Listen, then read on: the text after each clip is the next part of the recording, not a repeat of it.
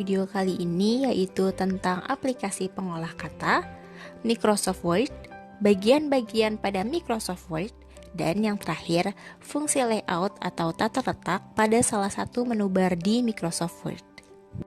Setelah menyimak dan mempelajari materi yang akan saya sampaikan tadi, peserta didik diharapkan dapat menjelaskan tentang aplikasi pengolah kata, mengklasifikasi pengaturan pada aplikasi Microsoft Word, menerapkan pengaturan pada Microsoft Word, memilih fasilitas yang ada pada Microsoft Word, membuat dokumen, dan yang terakhir dapat mencetak dokumen Microsoft Word. Langsung saja kita ke materi yang pertama, yaitu tentang aplikasi pengolah kata. Apa sih aplikasi pengolah kata itu? Aplikasi pengolah kata yaitu aplikasi yang digunakan untuk membantu pekerjaan manusia yang berhubungan dengan penyusunan dokumen dan juga difungsikan untuk melakukan pemformatan dan penyuntingan dokumen. Berikut adalah beberapa fungsi aplikasi pengolah kata secara umum. Yang pertama yaitu untuk membuat dokumen, menyunting dan memformat dokumen, mencetak dokumen, membuat cover, memberi hiasan dokumen, mengarsipkan sebuah tulisan, penulisan digital, dan masih banyak lagi fungsi dari aplikasi pengolah kata. Terdapat beberapa jenis aplikasi pengolah kata. Yang pertama, Microsoft Office Word yang dikeluarkan oleh Microsoft. Nah, Microsoft Word adalah aplikasi pengolah kata yang paling umum digunakan dan akan menjadi bahasan kita pada video kali ini. Yang kedua, ada WordPerfect yang dipublikasikan oleh Corel. Kemudian ada WordStar yang dipublikasikan oleh Micropro International.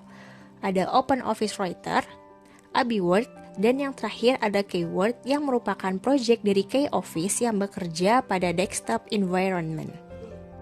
Nah, sekarang kita masuk ke materi selanjutnya, yaitu tentang Microsoft Office Word.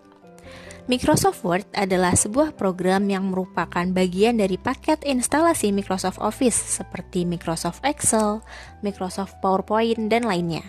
Nah, Microsoft Word berfungsi sebagai perangkat lunak pengolah kata meliputi membuat, mengedit, dan memformat dokumen.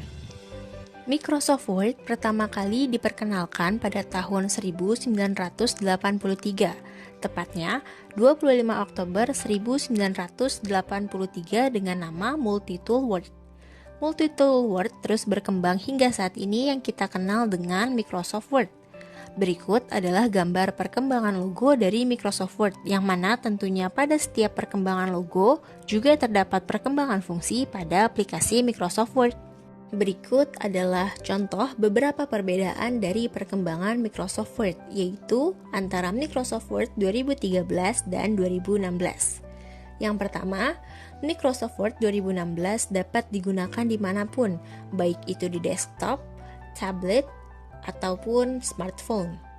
Kemudian, terdapat penyinkronan perangkat pada Microsoft Word 2016. Microsoft Word 2016 dapat membagikan atau menambahkan sebuah dokumen dan juga dapat membagikan link dokumen ke sosial media. Microsoft Word 2016 juga dapat mengubah format penyimpanan, misalnya Word ke PDF, Word ke PowerPoint, atau Word ke teks. Yang terakhir, pada Microsoft Word 2016 terdapat pengaturan yang lebih leluasa dan menarik dibandingkan dengan Microsoft Word 2013. Sepertinya penjelasan dasar tentang pengenalan Microsoft Word sudah cukup. Nah, sekarang kita masuk ke materi selanjutnya, yaitu bagian-bagian yang terdapat pada Microsoft Word. Gambar yang kalian lihat sekarang adalah contoh tampilan lembar kerja pada Microsoft Word 2016, di mana terdapat bagian-bagian, yaitu ada title bar, quick access bar, ribbon menu, minimize, maximize, close, tab menu, ribbon, dialog box, hide ribbon, ruler, page, document information, view button, dan zoom. Pada materi kali ini, saya akan menjelaskan salah satu tab menu yang berada pada Microsoft Word, yaitu Page Layout atau tata letak. Page Layout adalah tab yang digunakan untuk pengaturan tata letak data dokumen Word yang terdiri dari 3 bagian, yaitu pengaturan halaman atau page setup, mengatur spasi antar baris dan mengatur indentasi atau paragraf, serta membuat kolom pada teks atau arrange. Sekarang saya akan menjelaskan fungsi dari bagian-bagian yang ada pada page layout. Yang pertama, page setup. Pada page setup terdapat 7 fungsi bagian, yaitu ada margin yang berfungsi untuk mengatur ukuran pinggir halaman, diukur dari batas ketikan ke tepi kertas. Kemudian ada orientation yang berfungsi untuk mengatur tampilan kertas apakah horizontal atau vertikal. Size yang berfungsi untuk mengatur ukuran kertas yang akan digunakan saat proses cetak atau print nantinya. Columns berfungsi untuk mengatur tampilan tulisan menjadi satu kolom atau dibagi menjadi lebih dari satu kolom. Breaks berfungsi untuk membuat jeda pada halaman. Line numbers berfungsi untuk membuat nomor pada setiap baris tulisan. Icon ini biasanya dipakai untuk mengetahui jumlah baris tulisan dalam satu halaman. Yang terakhir ada hyphenation yang berfungsi untuk memberikan tanda pada akhir ujung tulisan yang menandakan bahwa akan disambung ke baris bawah. Bagian yang kedua yaitu paragraph.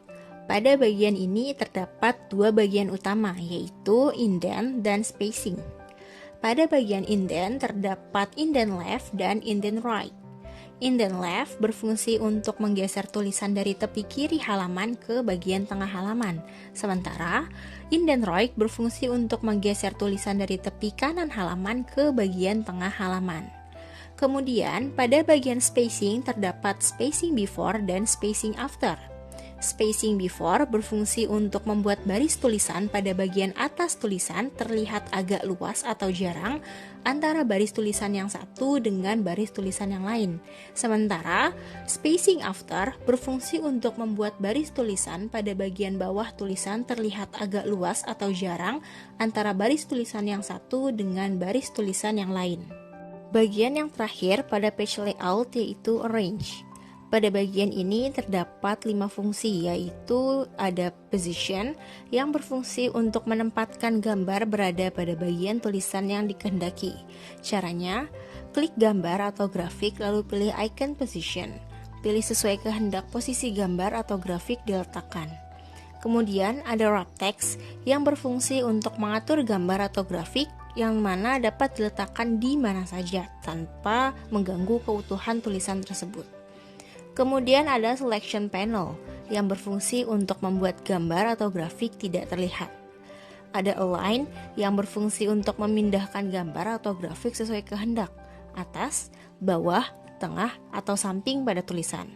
Yang terakhir ada rotate yang berfungsi untuk memutar atau membolak-balik gambar atau grafik dengan rotasi 90 derajat ke kanan, kiri, dicerminkan atau opsi rotasi lainnya. Success is not an accident. It is hard work, perseverance, learning, studying, sacrifice, and most of all, love of what you are doing or learning to do. Sekian penjelasan saya kali ini. Semoga materi yang saya sampaikan dapat bermanfaat. Tetaplah berusaha dan terus belajar. Juga jangan lupa berdoa, karena sukses itu bukanlah sebuah kebetulan, tetapi hasil dari usaha kita. Mohon maaf apabila ada salah pengucapan ataupun salah kata. Terima kasih. Wassalamualaikum warahmatullahi wabarakatuh. Have a nice day everyone.